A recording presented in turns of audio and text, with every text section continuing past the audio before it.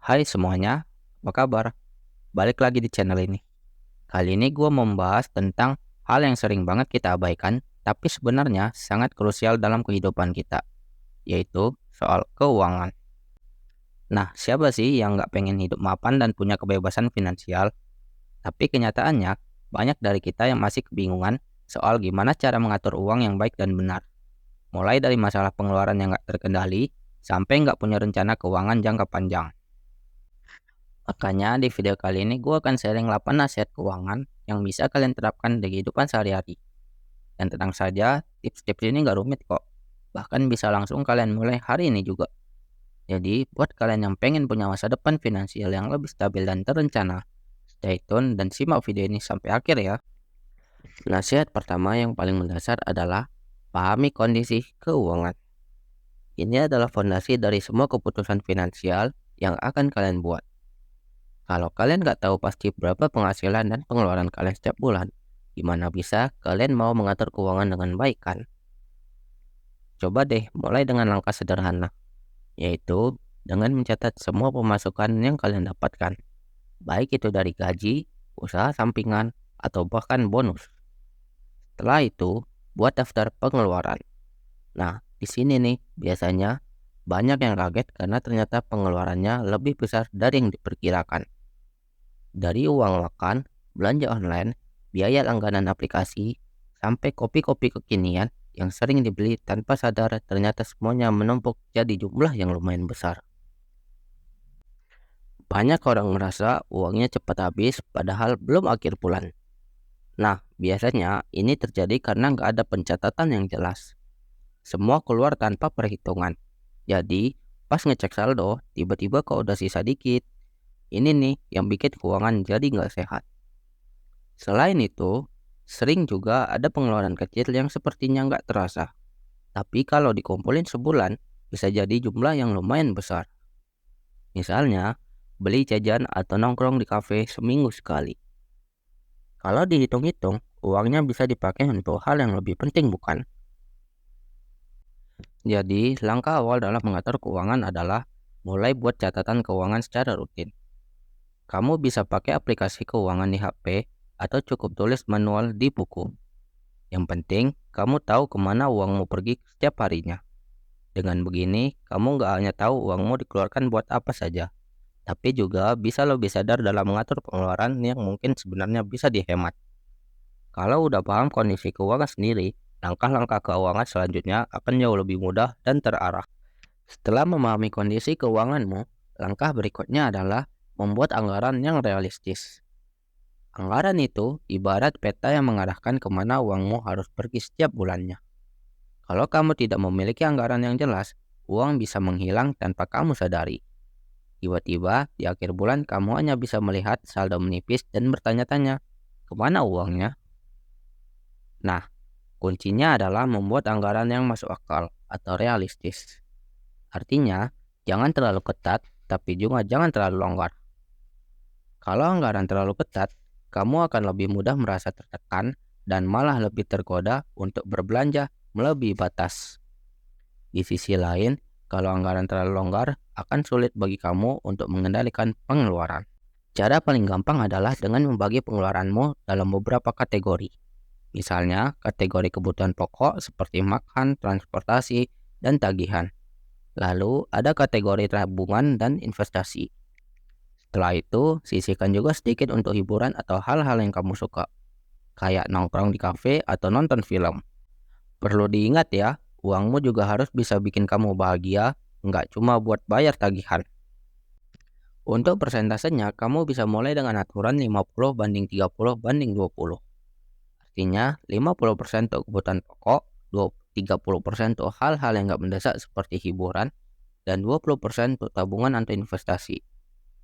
Aturan ini bisa disesuaikan dengan kondisi keuangan masing-masing. Yang penting, pastikan kamu tetap punya porsi untuk menabung, meski sedikit, dan kalau bisa, jangan sentuh tabungan untuk hal-hal yang sifatnya konsumtif. Tapi perlu diingat ya, anggaran bukan berarti kamu harus membatasi diri sampai kamu nggak bisa menikmati hidup. Anggaran yang sehat justru harus memberikan ruang untuk kesenangan. Kalau kamu sudah terbiasa mengikuti anggaran, Lama-lama, kamu akan merasa lebih teratur dan gak lagi merasa keuanganmu berantakan. Dengan anggaran yang realistis dan konsisten, uangmu akan lebih terarah dan kamu juga akan merasa lebih tenang karena sudah tahu kemana saja uang itu pergi setiap bulannya. So, mulailah buat anggaran yang sesuai dengan gaya hidup kamu, tapi tetap jaga agar selalu seimbang antara kebutuhan dan kesenangan. Sekarang, setelah kamu punya anggaran yang realistis dan mulai terbiasa mengendalikan pengeluaran, langkah selanjutnya adalah memastikan kamu nggak terjebak dalam hutang yang bisa memberatkan keuanganmu. Jadi, nasihat ketiga ini adalah hindari hutang yang nggak perlu. Seringkali, meskipun kita sudah membuat anggaran, godaan untuk berhutang tetap muncul, terutama dengan berbagai kemudahan cicilan yang ada sekarang, mulai dari cicilan barang elektronik hingga layanan pay later. Semuanya tampak begitu menarik dan mudah diakses. Tapi perlu diingat ya, mengambil cicilan tanpa perencanaan yang matang bisa jadi jebakan. Hutang konsumtif seperti membeli barang-barang yang sebenarnya tidak mendesak bisa mengacaukan anggaran yang sudah kamu buat. Alih-alih membantu, cicilan justru bisa menambah beban bulananmu dan mengganggu cash flow. Coba pikirkan, apa gunanya punya anggaran yang rapi kalau akhirnya uangmu habis untuk membayar cicilan yang sebenarnya bisa dihindari. Jadi, pastikan sebelum kamu memutuskan untuk berhutang, tanyakan pada diri sendiri, apakah aku benar-benar butuh ini sekarang? Kalau jawabannya tidak, lebih baik simpan dulu uang dan tunggu sampai kamu benar-benar siap membelinya tanpa berhutang. Ini akan menjaga keuanganmu tetap sehat dan terhindar dari beban yang gak perlu. Setelah berhasil menghindari jebakan hutang yang gak perlu, langkah berikutnya adalah mulai berpikir untuk menumbuhkan uang. Jadi, nasihat keempat adalah mulai berinvestasi sejak dini. Kalau sebelumnya kita fokus mengatur pengeluaran dan menjaga agar tidak berhutang, sekarang saatnya untuk berpikir bagaimana caranya agar uang yang dimiliki bisa berkembang. Kalau menurut kamu, cara agar uang bisa berkembang itu menabung, itu salah. Soalnya, menabung saja nggak cukup. Karena bunga tabungan bank biasanya nggak sebanding dengan pertumbuhan inflasi. Maka, inilah pentingnya belajar investasi. Investasi itu nggak harus dengan nominal besar, atau nggak harus menunggu sampai kamu mempunyai banyak uang. Kamu bisa mulai dengan nominal yang kecil dulu, seperti reksadana atau obligasi. Yang penting, kamu paham produk investasi yang kamu pilih dan sesuaikan dengan profil resiko kamu. Misalnya, kalau kamu lebih suka investasi yang aman, kamu bisa mulai berinvestasi di reksadana pasar uang atau obligasi.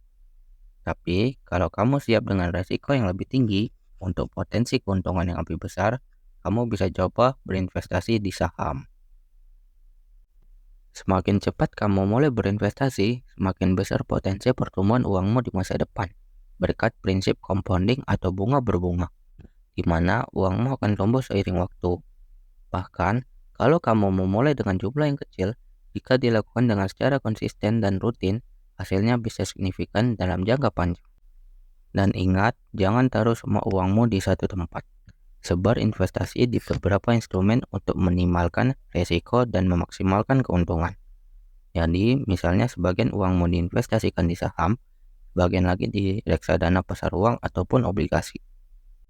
Jangan khawatir soal fluktuasi jangka pendek. Investasi adalah permainan jangka panjang, dan kesabaran adalah kuncinya. Selama kamu terus berinvestasi secara konsisten, hasilnya akan terlihat seiring waktu.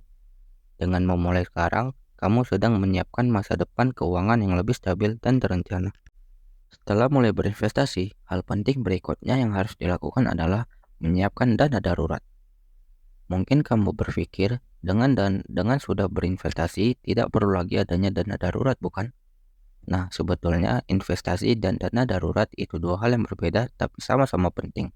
Investasi itu buat masa depan, sementara dana darurat itu adalah perlindungan untuk keadaan yang gak terduga. Nggak ada yang tahu kapan situasi darurat akan datang. Bisa saja tiba-tiba kamu kehilangan pekerjaan atau ada kebutuhan darurat yang menimpamu. Nah, disinilah dana darurat berperan sebagai jaring pengaman yang akan melindungi kamu dari guncangan finansial. Para ahli keuangan merekomendasikan untuk memiliki dana darurat sebesar 3 hingga 6 bulan pengeluaran bulanan. Ini akan memberikan kamu waktu yang cukup untuk menstabilkan kondisi keuangan tanpa harus terburu-buru mencari pinjaman atau menjual aset. Perlu diingat ya, dana darurat itu harus liquid, alias mudah dicairkan kapan saja. Simpan dana darurat di rekening tabungan atau instrumen yang gak beresiko tinggi. Dan meskipun terasa berat untuk memulai menyisihkan uang, percayalah, memiliki dana darurat akan membuat kamu lebih tenang dan siap menghadapi apapun yang akan datang tanpa panik. Dengan dana darurat yang cukup, kamu bisa melangkah lebih percaya diri dalam mencapai tujuan keuanganmu. Siapkan dari sekarang, dan kamu akan berterima kasih kepada dirimu sendiri nanti saat benar-benar membutuhkannya. Setelah kamu menyiapkan dana darurat sebagai langkah perlindungan, sekarang saatnya untuk berpikir lebih jauh. Nasihat keenam ini akan membantu kamu mempunyai arah yang lebih jelas, yaitu tetapkan tujuan keuangan yang jelas. Jadi, setelah kamu punya fondasi yang kuat dengan dana darurat, langkah selanjutnya adalah merencanakan masa depan. Kamu nggak bisa hanya fokus pada kebutuhan hari ini saja. Kamu juga perlu tahu apa yang ingin kamu capai di masa depan. Misalnya, apakah kamu ingin membeli rumah dalam 5 tahun ke depan? Atau mungkin kamu ingin pensiun lebih awal dan menikmati hidup tanpa beban keuangan. Apapun itu, penting banget untuk punya tujuan keuangan yang spesifik. Tanpa tujuan yang jelas, kamu mungkin akan merasa kebingungan dalam mengelola keuangan. Jadi, jangan cuma jalan tanpa arah. Mulai tetapkan tujuanmu dari sekarang, sekecil apapun itu. Dengan begitu, setiap langkah finansial yang akan kamu ambil akan lebih terarah dan lebih tepat sasaran. Langkah selanjutnya setelah kamu menetapkan tujuan adalah rutin review keuangan. Tanpa evaluasi yang teratur, bisa saja kamu nggak menyadari bahwa ada pengeluaran yang melebihi rencana atau tabungan yang kurang dari target. Melakukan review keuangan, ini seperti memeriksa apakah perjalananmu untuk menuju tujuan keuangan sudah berada di jalur yang tepat atau belum. Setiap bulan, luangkan waktu untuk melihat kembali laporan keuanganmu. Periksa apakah pengeluaranmu sudah sesuai dengan anggaran yang dibuat, dan apakah tabungan dan investasi masih dalam jalur, dan jika ada pengeluaran yang tidak terduga, pastikan kamu bisa mengatur ulang strategi keuanganmu. Review rutin ini juga membantu kamu menyesuaikan kondisi keuangan dengan perubahan situasi, misalnya pendapatan yang naik atau turun, perubahan gaya hidup, atau kebutuhan baru. Dengan begitu, kamu bisa lebih fleksibel dan siap menghadapi perubahan tanpa kehilangan kontrol atas keuanganmu. Terakhir, setelah semua perencanaan dan pengelolaan keuangan yang sudah kamu lakukan, ada satu hal penting yang perlu diingat dan perlu dilakukan, yaitu jangan lupa untuk bersedekah. Mengelola keuangan dengan bijak bukan hanya soal bagaimana kita bisa menabung atau berinvestasi, tapi juga tentang bagaimana kita bisa berbagi dengan orang lain. Sedekah, sekecil apapun itu, bukan hanya membantu mereka yang membutuhkan, tapi juga membawa berkah dalam hidup kita. Dengan bersedekah, kita bisa merasa lebih bersyukur dan selalu merasa cukup dengan apa yang kita miliki. Sedekah itu nggak harus dengan nominal yang besar. Kamu bisa menyisihkan sebagian kecil dari penghasilanmu setiap bulannya. Entah itu untuk membantu keluarga yang membutuhkan, berdonasi, atau berkontribusi dalam kegiatan sosial. Yang terpenting adalah niat ikhlas dan keinginan kita untuk berbagi. Perlu diingat ya, bersedekah nggak hanya soal memberi materi, tapi juga tentang menebarkan kebaikan di sekitar kita. Dengan bersedekah, kita bisa menjadi bagian dari solusi dan membawa kebahagiaan untuk orang lain. Sekaligus menjadi bentuk rasa syukur atas rezeki yang sudah kita terima. Nah, itu tadi 8 nasihat keuangan yang bisa membantu kamu untuk menjaga keuangan tetap stabil. Sekaligus mengingatkan bahwa mengelola uang dengan bijak juga perlu diimbangi dengan kebaikan, seperti bersedekah. Dengan begitu, keuangan kita jadi lebih baik, sekaligus bisa memberi manfaat bagi orang lain. Semoga tips-tips ini bisa bermanfaat buat kalian yang sedang berusaha memperbaiki kondisi keuangan. Dan perlu diingat ya, keuangan yang sehat bukan cuma soal menabung atau berinvestasi, tapi juga bagaimana kita bisa bersikap bijak dalam setiap keputusan keuangan, termasuk berbagi dengan sesama. Terima kasih sudah menonton video ini sampai akhir. Semoga tips-tips yang gue bagikan bisa bermanfaat dan membantu kalian dalam mengelola keuangan dengan bijak. Jangan lupa untuk like, comment, dan subscribe ya, supaya nggak ketinggalan konten menarik lainnya. See you on the next video. Bye-bye.